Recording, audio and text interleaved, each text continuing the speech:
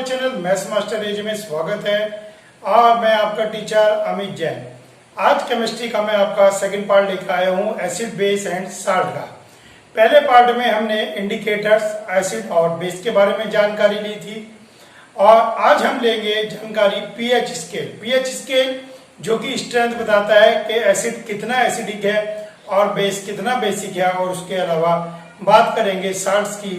तो आइए स्टार्ट करते हैं पीएच स्केल से। चलिए देखते हैं पीएच स्केल। देखिए एक साइंटिस्ट हुए हैं सोरेनसन। तो सोरेनसन ने एक पीएच वैल्यू की डिस्कवरी की थी। पीएच वैल्यू ये बताती है कि कोई एलिमेंट, कोई कंपाउंड कितना बेसिक है, कितना एसिडिक है। जैसे हमने कहा sulphuric acid strong acid, citric acid weak acid, बहुत अच्छी बात है। लेकिन जो स्ट्रॉन्ग एसिड है वो कितना स्ट्रॉन्ग है और जो वीक है वो कितना वीक है। मान लीजिए आपके पास 10 जने खड़े कर दिए जाएं तो सब एक ताकत के नहीं होंगे, सब एक स्ट्रेंथ के नहीं होंगे, ठीक है ना। कुछ तो उनमें डिफरेंस होगा। तो एक बहुत ज्यादा ताकतवर होगा, एक उससे कम, एक उससे कम, एक उससे कम। लेकिन ये भी ताकतवर है, ये भी ताकतवर है, ये भी कमजोर है, ये भी कमजोर है। तो कौन कितना ताकतवर है और कौन कितना कमजोर है एक दूसरे के कंपैरिजन, तो वो हम चेक करते हैं यहाँ पर। आइए चेक करते हैं, बताते हैं आपको। ये जो एसिड के नंबर होते हैं, सॉरी पीएच स्केल के नंबर होते हैं, ये होते हैं 0 to 14, 0 to 14। 7 मिडिल वैल्यू होती है। जो 0 पर होता है वो होता है स्ट्रॉन्गेस्ट एसिड। पीएच वैल्यू, जिसकी पीएच वैल्यू 0 है वो स्ट्रॉन्गेस्ट एसिड है, और जिसकी वैल्यू पीएच 14 है ये स्ट्रॉन्गेस्ट बेस है। ये स्ट्रॉन्गेस्ट एसिड है और ये स्ट्रॉन्गेस्ट बेस है। तो इसको जो है हम स्ट्रॉन्गेस्ट एसिड कहेंगे, इसको स्ट्रॉन्गेस्ट बेस कहेंगे। 1 2 3 4 5 6, ये धीरे धीरे जैसे जाएंगे हम, एसिडिटी डिक्रीज होगी, एसिडिटी डिक्रीज होगी और 7 पे हो जाएगा neutral, means neither acidic nor basic, तो ऐसी कौन सी चीज है? वाटर एक कंपाउंड ऐसा है जो तो ना तो एसिडिक है ना बेसिक है। यहां के बाद बेसिकसिटी बढ़ेगी और बेसिकसिटी बढ़ेगी और ये वीक बेस होगा और ये स्ट्रॉन्गेस्ट बेस होगा। ऐसे ही ये वीक एसिड होगा, ठीक है। जो आपके सिट्रस फ्रूट आते हैं वो सब इस रेंज में आते हैं, सिट्रस फ्रूट 5 से थोड़े कम और ज्यादा में। तो वो एसिड ऐसे नहीं होते कि वो किसी चीज को जला दें, डिस्ट्रॉय कर दें, कोरोसिव कर दें, ठीक है ना, कोरोड कर दें, ऐसा नहीं होता। लेकिन ये कोरोड कर देते हैं। तो स्ट्रॉन्गेस्ट एसिड अगर हम पीएच स्केल के ऊपर देखें तो ये 0 से 14 तक जाता है स्ट्रॉन्गेस्ट बेस के लिए। अब ठीक है सर, ये नंबर कैसे फाइंड करेंगे कि किसका नंबर 3 है, किसका नंबर 10 है, 11? अब देखिए इसके लिए पीएच स्ट्रिप आती है एक। पीएच स्ट्रिप आपने मान लीजिए 13 के अंदर डुबोई, ठीक है। 13 लिक्विड है, इसके अंदर आपने डिप की तो उस स्ट्रिप का कलर हो जाएगा वायलेट। 14 पे डार्क वायलेट। 7 जब वाटर के अंदर डिप करेंगे तो उस स्ट्रिप का कलर हो जाएगा ग्रीन। 0 पर जब डिप करेंगे तो उसका कलर हो जाएगा डार्क रेड, ठीक। और ये धीरे धीरे रेड कलर चेंज होना शुरू हो जाएगा। कैसे चेंज होना शुरू हो जाएगा? ये रेड से धीरे धीरे ऑरेंज, ग्रीन, ब्लू और वायलेट की तरफ जाएगा, ठीक है। तो इसके कलर की रेंज आपके पास होती है। तो चलिए इसके ऊपर बेस क्वेश्चन देखते हैं। आइए, आपको कहता है कि pH 4 और pH 11 आपके पास दो कंपाउंड दिए गए हैं। Which of them contain H ion.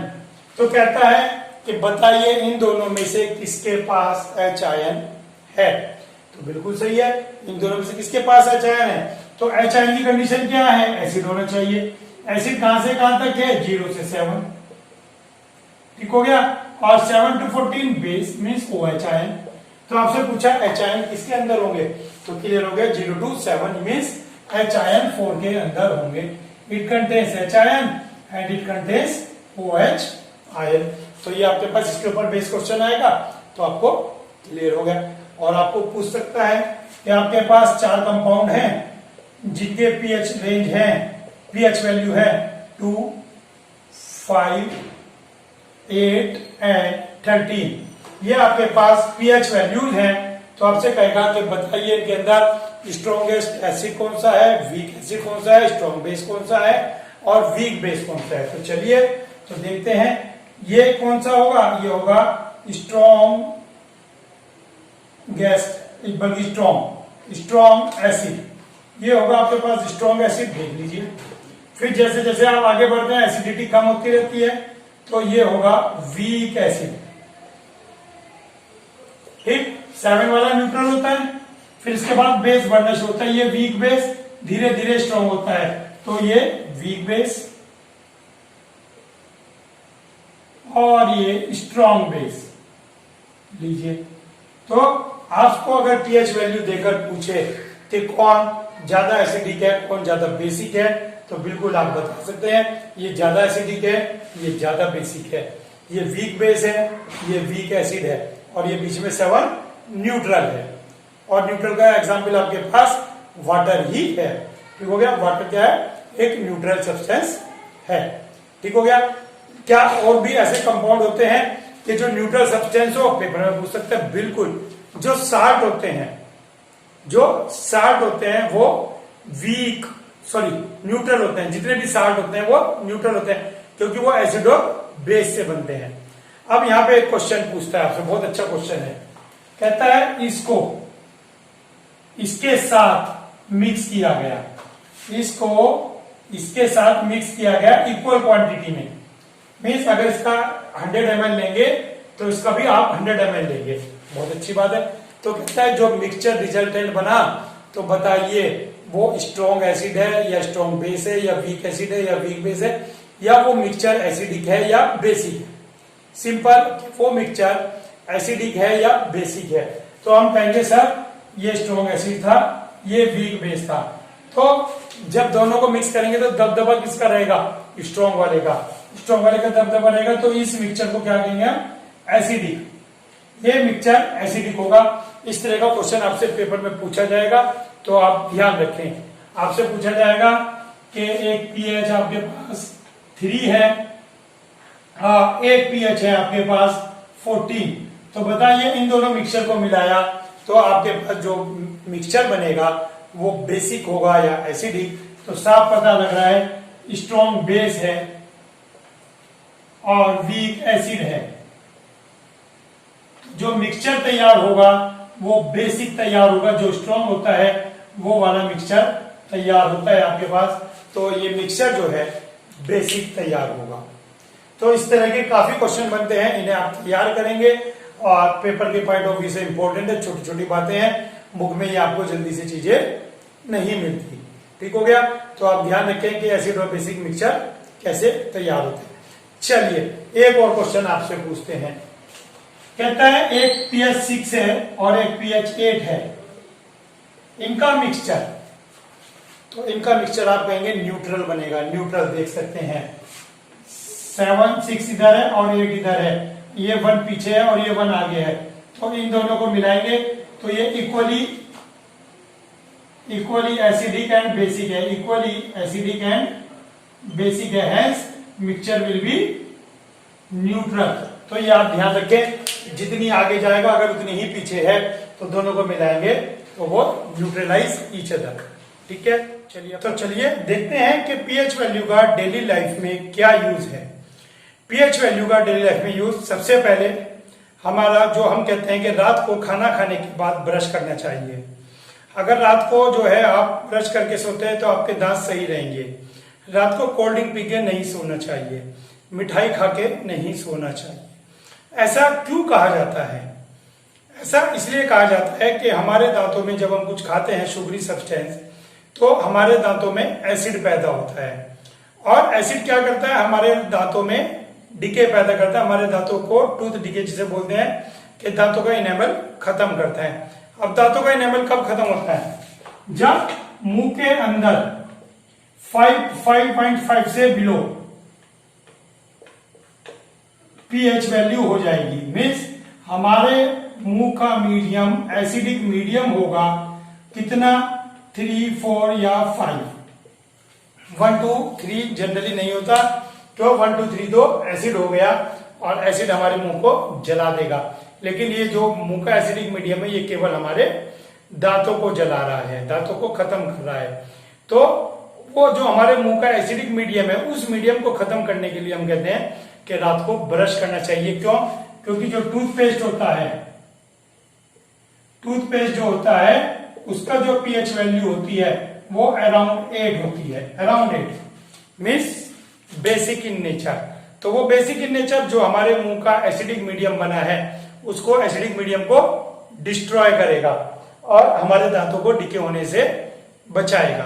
तो क्या कहता है कि पीएच हमारे मुंह का जो है हमेशा 5.5 से ज्यादा रहना चाहिए, 5.5 से 7 के बीच में ही रहना चाहिए, न्यूट्रल रहना चाहिए, नहीं तो 6 रहना चाहिए। इतना एसिड चलता है, लेकिन अगर 5.5 से नीचे एसिड है तो वो हमारे टूथ का डिके करेगा।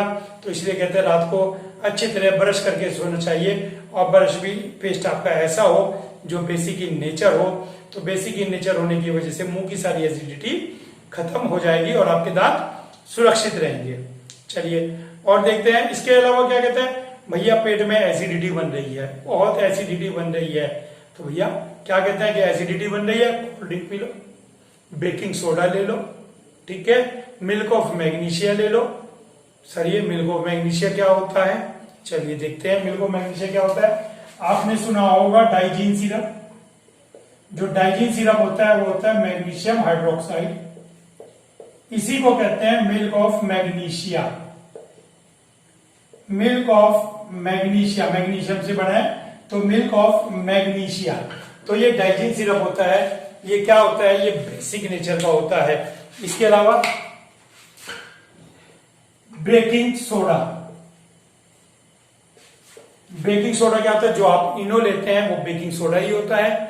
तो आप बेकिंग सोडा जो किचन में होता है वो भी ले सकते हैं, इनो भी लेते हैं आप। जो आप इनो लेते हैं वो आपके पेट की एसिडिटी को कम करता है।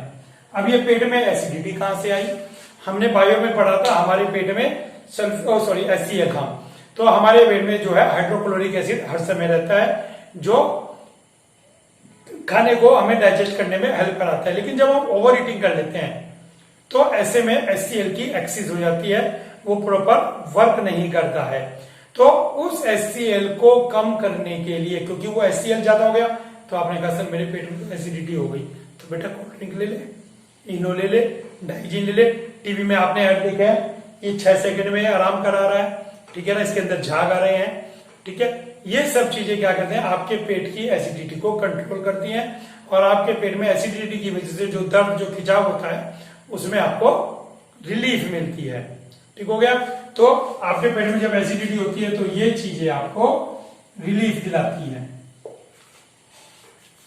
क्लियर हो गई बात ये, ठीक है। इसके अलावा कई जगह जब आप खेती करते हैं देखते हैं कि मिट्टी ज्यादा एसिडिक है, कई जगह ज्यादा बेसिक है, जबकि मिट्टी ना तो ज्यादा एसिडिक होनी चाहिए ना ज्यादा बेसिक होनी चाहिए। अब कई जगह ऐसा होता है कि मिट्टी ज्यादा एसिडिक होती है, तो वहां पे कैल्शियम कार्बोनेट मिलाते हैं।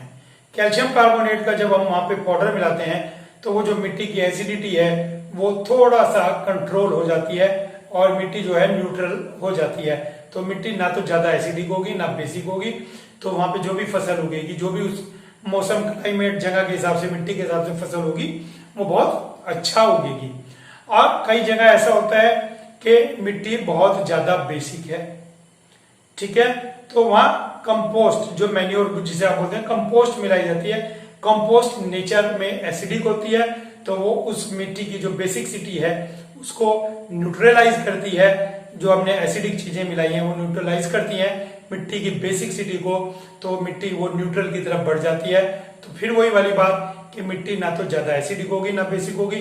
तो क्या कहा हमने कि अगर आपकी सॉइल एसिडिक है तो इसके अंदर क्या मिलाएंगे, कैल्शियम कार्बोनेट। और अगर मिट्टी ज्यादा बेसिक है तो उसके अंदर क्या मिलाएंगे आप, कंपोस्ट मिलाएंगे।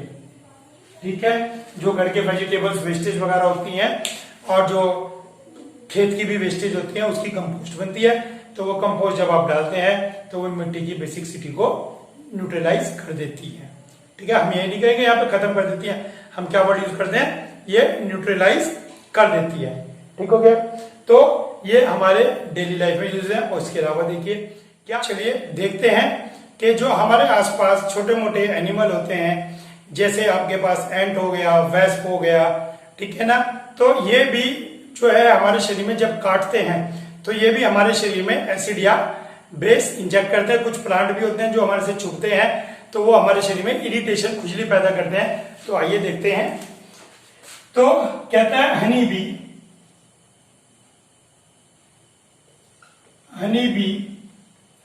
एंड और नेटल प्लांट,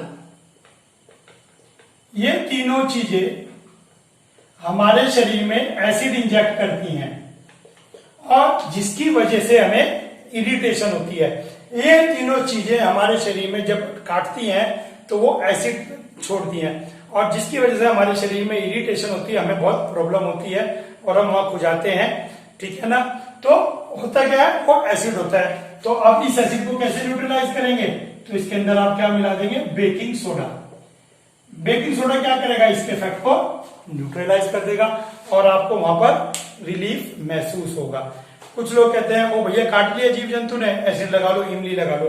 नहीं, हो सकता है पहले से ही हमारी बॉडी में एसिड इंजेक्ट हुआ हो और हम ऊपर से और एसिड लगा लें तो हमारी इचिंग बढ़ जाएगी। तो ऐसा प्लीज बिल्कुल ना करें। ठीक हो गया।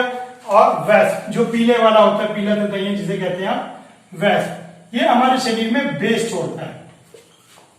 ये हमारे शरीर में बेस छोड़ता है, जो हमें जलन होती है वो बेस की होती है। तो हमें अपने उस काटे हुए जगह पे या तो विनेगर लगाना चाहिए या लेमन लगाना चाहिए या टैमरिंड लगाना चाहिए, क्योंकि ये तीनों ही घर में इजीली अवेलेबल हैं और ये एसिडिक इन नेचर है। तो याद रखें, जो पीला ततैया काटता है वो हमारे शरीर में बेस इंजेक्ट करता है, तो हमें एसिड लगाना चाहिए। और अगर हमारे पास ये चीजें काटती हैं तो हमें जो है हमेशा ये हमारे शरीर में एसिड छोड़ती हैं, तो हमें हमेशा बेस लगाना चाहिए, जिससे हमें वहां पर काटे हुए जगह पर आराम ज्यादा मिले। इसके अलावा आपने देखा होगा और के जो है एसिड रेन क्या होता है, जो फैक्ट्रियों से हार्मफुल गैसेस निकलती हैं, NO2, SO2 वगैरह, ठीक है ना, तो ये रेन वाटर के साथ रिएक्शन करके नीचे आती हैं H2SO4, HNO3 और भी एसिड बनाती हैं और ये एसिड लेक में जाता है। जब लेक में जाएगा तो वहां पर एक्वेटिक एनिमल्स को दिक्कत होगी और वे मर जाएंगे एसिड के अंदर। ठीक है, तो वहां पे लेक के अंदर जहां पर ज्यादा एसिड रेन होती है, कैल्शियम कार्बोनेट का छिड़काव किया जाता है, कैल्शियम कार्बोनेट मिलाया जाता है, जिससे वहां का पानी जो है न्यूट्रलाइज होता रहे, जो एसिडिक वाटर है वो न्यूट्रलाइज होता रहे, जिससे एक्वेटिक लाइफ बची रहे। वो एक्वेटिक एनिमल, प्लांट्स कुछ भी हो सकते हैं। तो एक्वेटिक लाइफ को सेव करने के लिए जिस जगह पे पोल्यूशन ज्यादा है वहां पर एसिड रेन होती है, तो वहां पर पानी के अंदर कैल्शियम कार्बोनेट मिलाया जाता है। ठीक हो गया। तो ये आपके पास पीएच वैल्यू और एसिड और बेस के यूजेस हो गए। अब हमारे पास आता है साल्ट। अब हम पढ़ेंगे साल्ट। तो चलिए सबसे पहला साल्ट हम पढ़ेंगे common salt. Common salt means नमक। कॉमन साल्ट को आप क्या कहते हैं, नमक। और इसका फार्मूला होता है NaCl। तो कॉमन साल्ट नमक, आपने सुना कि गांधी जी ने दांडी मार्च किया था, वो नमक आंदोलन ही था। दांडी मार्च क्यों किया था कि इंडिया का अपना नमक, जो पहले सरकार का नमक आता था, अंग्रेज सरकार का, उस पर टैक्स देना पड़ता था वो जो है टैक्स के साथ आता था। तो गांधी जी ने कहा कि हम अपना नमक है उस पर टैक्स क्यों दें, तो डांडी मार्च किया था। ये वही वाला नमक है। तो नमक जनरली ऑब्टेन कैसे किया जाता है, समुद्र के किनारे बड़े बड़े गड्ढे कर दिए जाते हैं जिनको लेगून्स कहा जाता है। बड़े बड़े गड्ढे कर दिए जाते हैं जिनको लेगून्स कहा जाता है, और इनके अंदर पानी भर दिया जाता है, जो समुद्र का पानी है भर दिया जाता है, और वो पानी टाइम के साथ इवेपोरेट हो जाता है, टाइम के साथ इवेपोरेट हो जाता है। और जब वो पानी इवेपोरेट होता है तो नीचे आपके पास बचता है साल्ट। आपने लास्ट ईयर 9th क्लास में पढ़ा था इवेपोरेशन, इवेपोरेशन से पानी तो उड़ जाता है और नीचे साल्ट बच जाता है, और फिर ये साल्ट यहाँ से फैक्ट्री में जाता है और वहां से ये साफ होके आपके पास आयोडाइज होके पैकिंग होके आपके पास आ जाता है। ठीक हो गया। तो ये लेगून से होता है ऑब्टेन। इसके अलावा रॉक साल्ट होती हैं, समुद्र के अंदर भी जो है हमारे पास रॉक साल्ट होती हैं, तो उनसे भी साल्ट लिया जाता है। इसके अलावा साल्ट की चट्टानें भी होती हैं, जैसे काला नमक होता है, तरह तरह के नमक होते हैं, उनकी चट्टानें भी होती हैं, तो साल्ट वहां से भी लिया जाता है। साल्ट को लेबोरेटरी में भी मैन्युफैक्चर किया जाता है, लेबोरेटरी में भी आप प्रिपेयर कर सकते हैं इसको। तो आइए लेबोरेटरी के अंदर बनाते हैं। लेबोरेटरी के अंदर NaOH प्लस HCl बेस और एसिड, तो क्या बनेगा, वाटर और साल्ट बन गया, NaCl और वाटर बन गया। ठीक है, तो ये साल्ट लेबोरेटरी में भी बनता है। अब साल्ट का यूज आप कहां कहां करते हैं? सबसे पहले तो बच्चा लिखेगा सर इन बेकिंग फूड, खाना पकाने में, कुकिंग फूड, खाना पकाने में, कुकिंग फूड, बिल्कुल सही। सबसे पहले है कुकिंग फूड। फिर टू प्रिजर्व द पिकल, अचार को प्रिजर्व करने के लिए भी नमक का यूज होता है। जब हम नमक डालते हैं वो एक बहुत अच्छा प्रिजर्वेटिव है। प्रिजर्वेटिव माने जो अचार को खराब होने से बचाता है। ठीक हो गया। इसके अलावा इसका यूज हम सोप बनाने में भी करते हैं, क्योंकि जो NaCl होता है ये सोप बनाने में, सोप को कोगुलेटेड कर देता है, सोप को एक जगह इकट्ठा करने में हेल्प करता है, और सोप को कम घुलने में मदद करता है कि वहां पे सोप हमारा कम घुले जब बन रहा है। ठीक है ना, बनने के दौरान जब उसको इकट्ठा किया जाता है।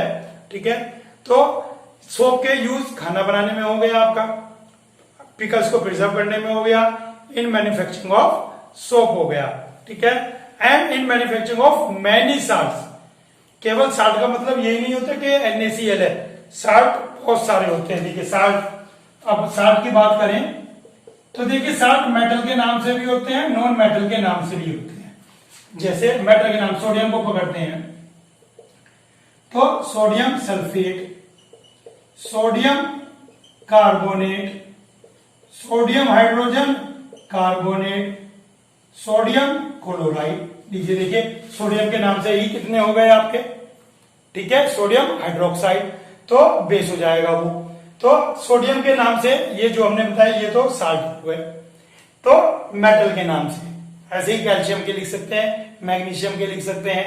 अब कहता है कि नॉन मेटल के नाम पे, नॉन मेटल के नाम पे लिख सकते हैं आप sodium chloride, magnesium chloride, aluminium chloride. तो देखिए नॉन मेटल के नाम से भी साल्ट बनते हैं। तो साल्ट का मतलब केवल ये नहीं है कि कॉमन साल्ट, नमक की बात कर रहे हैं तो साल्ट कई तरह के होते हैं। तो NaCl से भी हम कई तरह के साल्ट बना सकते हैं डबल डिस्प्लेसमेंट रिएक्शन के द्वारा भी। ठीक हो गया। तो ये आपके पास नमक यानी कि कॉमन साल्ट कैसे मैन्युफैक्चर करते हैं, कैसे ऑब्टेन करते हैं, और इसके यूजेस डेली लाइफ में क्या है, ये आपके पास हो गए। ठीक है, अब आइए, अब हमारे पास दूसरा आता है वॉशिंग सोडा और बेकिंग सोडा, यानी कि कपड़े धोने का सोडा और खाना खाने का सोडा। चलिए देखते हैं इन दोनों के बारे में। चलिए अब देखते हैं वॉशिंग सोडा। वॉशिंग सोडा नाम से ही पता है कि जो है कपड़े धोने का सोडा है।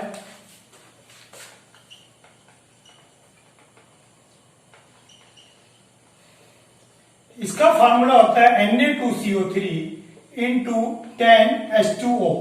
10H2O होता है वाटर ऑफ क्रिस्टलाइजेशन, क्योंकि ये जो वॉशिंग सोडा होता है ओरिजिनल, ठीक है ना, ये क्रिस्टल के रूप में होता है।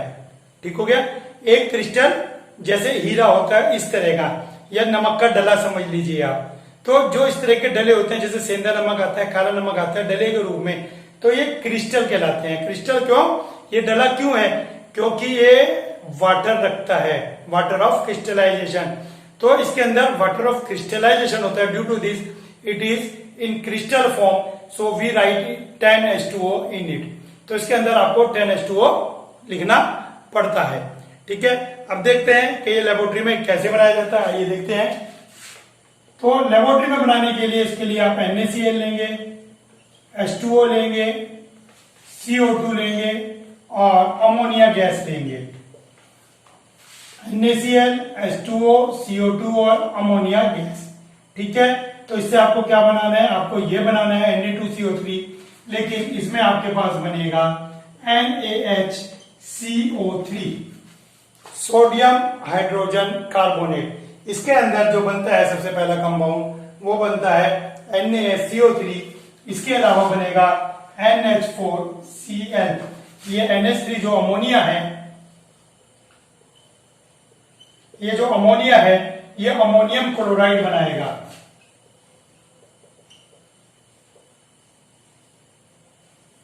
ठीक है, अब ये जो सोडियम हाइड्रोजन कार्बोनेट है, जब इसको हीट करेंगे आप तो ये Na2CO3 में ब्रेक हो जाएगा, ये ब्रेक हो जाएगा Na2CO3 में और साथ में H2O प्लस CO2 बनेगा। जब इसको आप हीट करेंगे तो ये Na2CO3 H2O और CO2 में ब्रेक हो जाएगा और ये जो Na2CO3 है इसके साथ हम वाटर को जब मिलाएंगे, कितने मॉलिक्यूल, 10 मॉलिक्यूल को, तो ये क्रिस्टल बना लेगा, क्योंकि ये पाउडर है, ये पाउडर की फॉर्म है और पाउडर को जब हम वाटर मिलाएंगे तो ये क्रिस्टल की फॉर्म बन जाएगी। That is called water of crystallization और this is called washing soda. ये आपका वॉशिंग सोडा बन गया। तो आइए रिएक्शन को समझते हैं। सबसे पहले आप इसके अंदर लेंगे सोडियम क्लोराइड, फिर आप इसके अंदर वाटर मिलाएंगे, CO2 मिलाएंगे और अमोनिया गैस। ये कंपोजिशन आपको याद रखना है। जब आप इस कंपोजिशन को मिक्स करेंगे तो आपके पास बनेगा sodium bicarbonate plus ammonium chloride. ठीक हो गया, आपके पास ये बनेगा। अब आप इस सोडियम बाइकार्बोनेट को हीट करेंगे, सोडियम बाइकार्बोनेट जो बना है हीट करेंगे तो Na2CO3 बनेगा। Na2CO3 वॉशिंग सोडा इससे ही बनेगा। तो ये पाउडर की फॉर्म में है और इसके अंदर जब वाटर मिक्स करेंगे तो ये क्रिस्टल बन जाएगा और इसी को आप कहेंगे वॉशिंग सोडा। तो ये आपके पास बन गया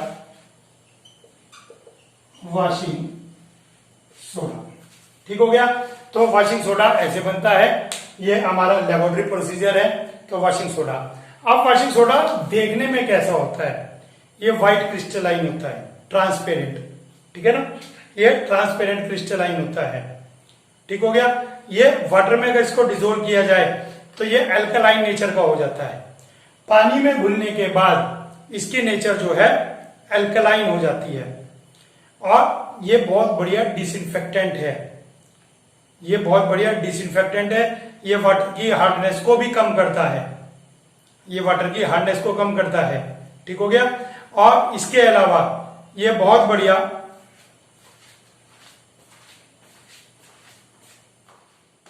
जो वॉशिंग सोडा है ये ट्रांसपेरेंट है।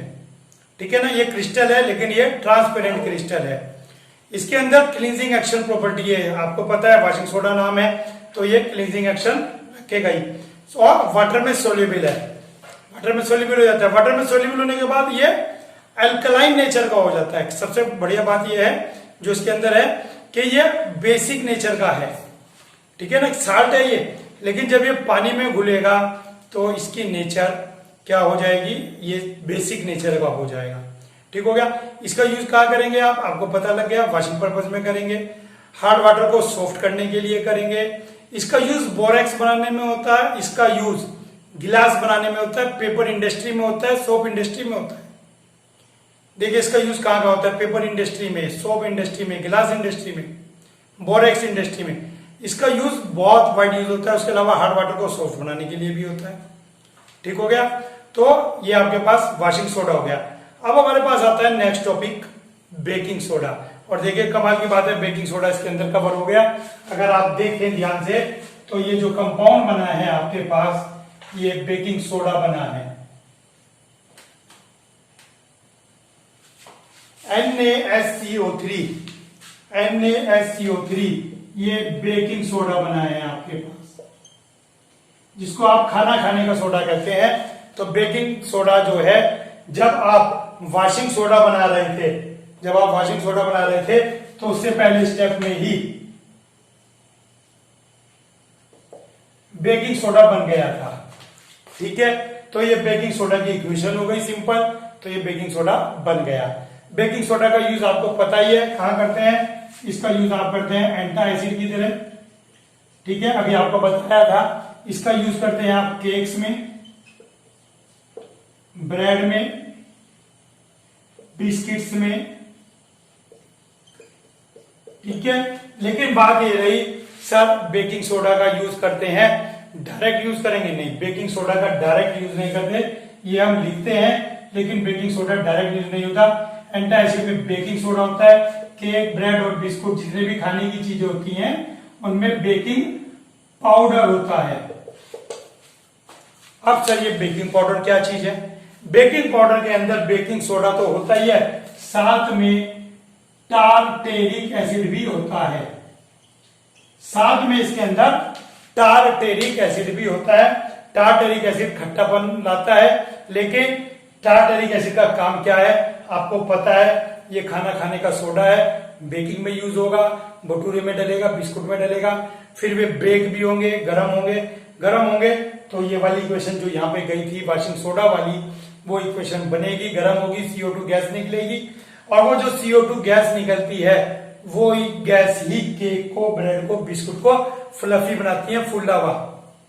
जो आपने देखा है ये सब चीजें फूली फूली होती हैं, केक, ब्रेड और बिस्कुट, वो CO2 गैस जो सेकंड इक्वेशन यहाँ पे लिखी हुई थी उसमें जो CO2 गैस बनी, इसको गर्म करने पर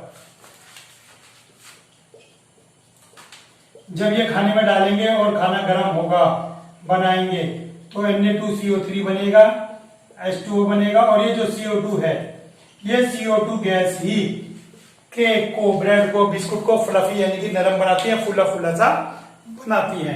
ठीक हो गया, तो सब टार्टरिक एसिड का तो अभी तक यूज ही नहीं आया। बहुत अच्छे।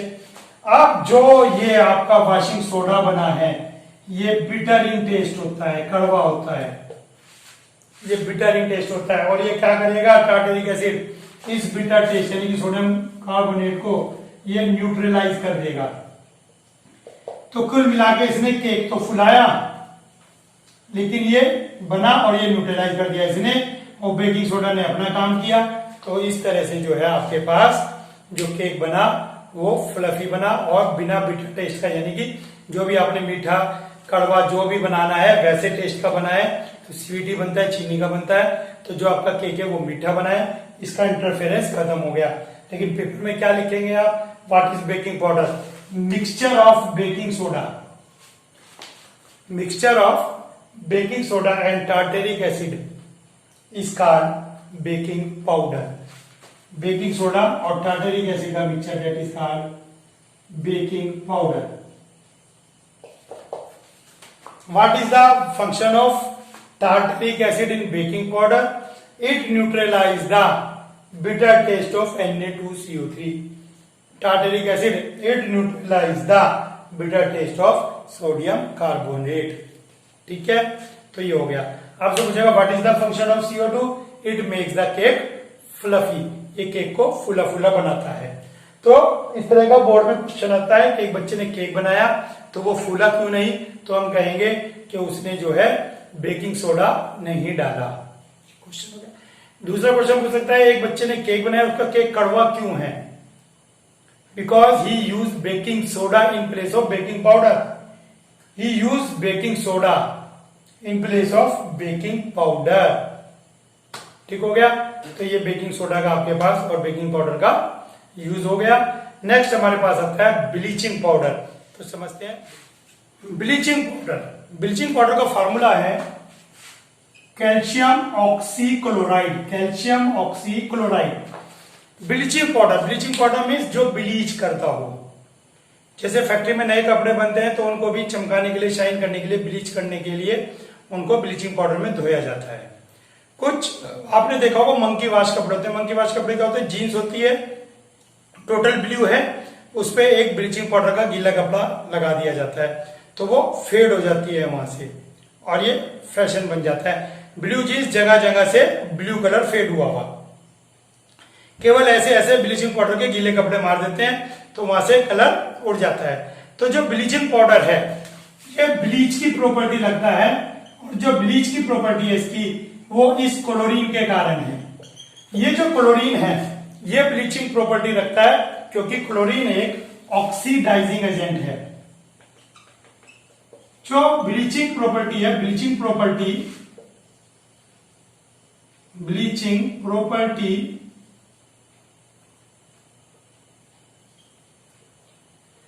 procedure property is due to oxidizing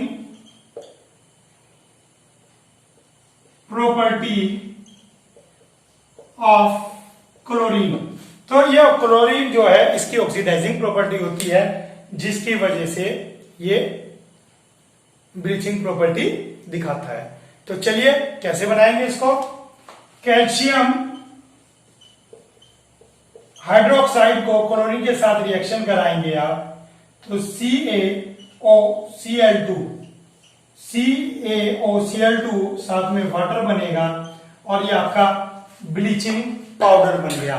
तो ब्लीचिंग पाउडर लेबोरेटरी में ऐसे बनता है और इसका यूज आपको पता है, ये स्विमिंग पूल का वाटर डिसइंफेक्टेंट करने के काम आता है। ये स्विमिंग पूल में डाला जाता है। स्विमिंग पूल के अंदर जो ये क्लोरीन होती है, ये जो भी कीटाणु होते हैं, स्विमिंग पूल गंदा पानी होता है क्योंकि सब उसके अंदर जाते हैं तो बीमारी के कीटाणु फैल सकते हैं, तो उसको डिसइंफेक्टेंट करने के लिए ब्लीचिंग पाउडर डाला जाता है। तो जो इसका क्लोरीन की प्रॉपर्टी है वो उस कीटाणुओं को नष्ट कर देती है, बैक्टीरिया जो भी होंगे वहां उनको डिस्ट्रॉय कर देगी। तो वाटर को डिसइंफेक्टेंट करने के काम आता है। बाकी मैंने बताया ये कपड़ों को ब्लीच करने के काम आता है। ठीक है, ब्लीचिंग पाउडर है तो सीधी सी बात है सोप मैन्युफैक्चरिंग, ठीक है, सोप मैन्युफैक्चरिंग में भी इसका यूज होगा, यानी कि वॉशिंग पाउडर बनाने में। तो वॉशिंग पाउडर वगैरह बनाने में भी इसको मिक्स किया जाता है। ठीक हो गया। तो ब्लीचिंग पाउडर, अब अगर ब्लीचिंग पाउडर में H2SO4 मिलाया जाए तो कैल्शियम सल्फेट बनेगा, कैल्शियम सल्फेट वाटर बनेगा और ये क्लोरीन गैस रिड्यूस होगी, ये क्लोरीन गैस लिबरेट होगी और ये क्लोरीन गैस की ऑक्सीडाइजिंग प्रॉपर्टी रखती है और जिसकी वजह से ये ब्लीच का काम करती है। ठीक हो गया। तो ब्लीचिंग पाउडर बहुत अच्छा टॉपिक है, छोटा टॉपिक है। इसके बाद हमारे पास नेक्स्ट आता है plaster of Paris. Now our next topic is plaster of Paris. Plaster of Paris जिसे आप पीओपी कहते हैं। तो जो आप पीओपी कहते हैं ये बनता किससे है? ये बनता है जिप्सम से। जिप्सम की चट्टानें होती हैं calcium sulphate into 2H2O। Calcium sulphate gypsum की चट्टानें होती है। जब इसको हीट किया जाता है तो ये अपने अंदर का 1.5 मॉलिक्यूल वाटर छोड़ देता है, 1.5। तो बाकी जो चीज बचेगी डेट इज कॉल्ड पीओपी। ये प्लास्टर ऑफ पेरिस है जो आप डेली लाइफ में सुनते हैं, प्लास्टर ऑफ पेरिस कि जिसके चोट लग गई प्लास्टर चढ़ गया, वो प्लास्टर यही होता है। तो प्लास्टर का यूज क्या है? ठीक है, क्या है? To join the fracture bone. ठीक है, फ्रैक्चर बोन को ज्वाइन करने के लिए हम किसका यूज करते हैं? प्लास्टर ऑफ पेरिस का। ठीक है, सीलिंग वॉल होती है तो उनको फैंसी बनाने के लिए क्या करते हैं आप? फैन के ऊपर डिजाइन बनाते हैं तो उनके लिए क्या करते हैं आप? पीओपी करते हैं। वॉल को स्मूथ बनाने के लिए, चिकना बनाने के लिए पीओपी करते हैं। ठीक है, पीओपी वाटर प्रूफ भी होता है और फायर प्रूफ भी होता है। तो अगर आप कहीं जो है वाटर लीकेज हो रहा है तो वहां भी आप पीओपी लगा सकते हैं, क्योंकि ये इसकी प्रॉपर्टी है सेटिंग की प्रॉपर्टी। ये बहुत जल्दी हार्ड सेट हो जाता है। प्लास्टर में क्या होता है? प्लास्टर में ऐसे होता है, डॉक्टर ने प्लास्टर लगाया और थोड़ी देर में वो हार्ड सेट हो गया, लगाते लगाते ही वो हार्ड सेट हो गया। फिर उसको मशीन से काटते हैं, आरी से काटते हैं। ठीक है ना। तो पीओपी के यूजेस हैं ये। अब अगर पीओपी के अंदर पानी मिलाता है, तो जैसे डॉक्टर पानी मिलाता है तो क्या करता है वो? इसके अंदर पानी मिलाएगा तो ये रिएक्शन वापिस हो जाएगी, तो ये हार्डेस्ट सब्सटेंस बन जाएगा। ये हार्ड सब्सटेंस है। जब इसे वाटर में डिसॉल्व किया जाएगा, 1.5 ही लिया हमने, तो ये जिप्सम बन जाएगा जो हार्ड होता है। और इसी हार्डनेस का यूज सीमेंट में भी करते हैं, तो सीमेंट में के अंदर भी आपका जो है पीओपी मिलाया जाता है। पीओपी की मूर्ति भी बनाई जाती है। कुछ मूर्ति आपने देखी होंगी, खोखली होती है, वेटलेस होती है, ठीक है, मूर्ति देखने में लगती है बहुत बड़ी है लेकिन वेटलेस है, तो वो भी पीओपी की ही बनती है। ठीक हो गया, पीओपी के यूज आपने सीख लिए। अब इसके बाद आता है हमारे पास टॉपिक वाटर ऑफ क्रिस्टलाइजेशन। तो आप देखेंगे लास्ट टॉपिक हमारा आज का वाटर ऑफ क्रिस्टलाइजेशन। तो वाटर ऑफ क्रिस्टलाइजेशन मैंने आपको बताया था, water required to make crystal, बस इतनी सी डेफिनेशन है, वाटर टू मेक क्रिस्टल। जैसे अभी आपने पढ़ा Na2CO3 में 10 वाटर ऑफ मॉलिक्यूल होते हैं, FeSO4 के अंदर 7 वाटर ऑफ मॉलिक्यूल होते हैं और कॉपर सल्फेट के अंदर 5 होते हैं। ठीक है, अगर आप इन सब क्रिस्टल को हीट कर देंगे, हीट, तो ये क्या करेंगे, लूजेस द वाटर। ये सब वाटर को लूज करके क्या बना देंगे, पाउडर। तो जितने भी क्रिस्टल होते हैं जब आप इनको हीट करते हैं तो ये अपने अंदर का वाटर को लूज कर देते हैं और वाटर लूज करने के बाद इनका बन जाता है सबका पाउडर। ठीक हो गया, तो ये आपको पता होना चाहिए वाटर। ऐसे ही हमारे पास था सोडियम कार्बोनेट में, जो सोडियम कार्बोनेट बिना पानी का होता है, जो Na2CO3 सिंपल होता है, उसको वहां पे सोडा ऐश कहते हैं। इसको, ये केवल सोडा ऐश है। जब इसको वाटर में डिसोल्व करते हैं, तो जब सोडा ऐश को वाटर में डिसोल्व करते हैं तो ये क्रिस्टल बन जाते हैं। ठीक है, ये क्रिस्टल कैसे बने, जब इनको हमने डिसोल्व किया इसके अंदर, वाटर के अंदर, जब वाटर के अंदर डिसोल्व किया तब जाके इसके अंदर जो हम कहेंगे कि ये क्रिस्टलाइजेशन इसका हो गया, यानी कि क्रिस्टल बन गए। तो आपने वीडियो पूरी देखी होगी, अच्छे ढंग से देखी होगी। इसको आप चैप्टर को तैयार करें, बड़ी मेहनत की है इसको बनाने के लिए। आपका चैप्टर जो भी एग्जाम में इसके अंदर से आएगा, इससे बाहर आपको नहीं मिलेगा। आपका पूरा का पूरा कोर्स इसके अंदर चैप्टर का कंप्लीट हो गया, acid base and salt. 2 video में हमारा ये पूरा टॉपिक कवर हो गया। अपने दोस्तों के साथ शेयर कीजिए, लाइक कीजिए और कमेंट भी कीजिए। आज के लिए इतना ही, धन्यवाद।